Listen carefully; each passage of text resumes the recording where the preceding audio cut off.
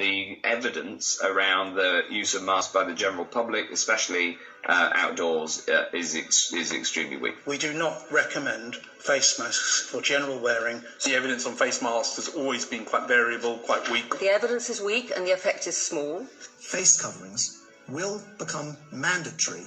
In terms of wearing a mask, our advice is clear that wearing a mask if you don't have an infection really reduces the risk, almost not at all. So we do not advise that. And wearing of face masks by the general public.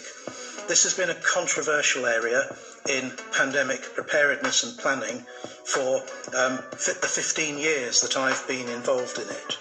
And indeed, I was on the phone this morning to a colleague in Hong Kong who's a professor there, who's done the evidence review for the World Health Organization on face masks. And we're of the same mind that there is no evidence that general wearing of face masks by the public who are well affects the spread of the disease in our society.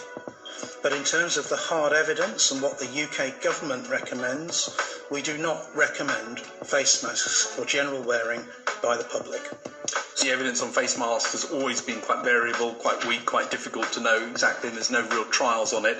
And we've undertaken a review. We'll give our advice to ministers and they'll make decisions about what to do around that. When the evidence around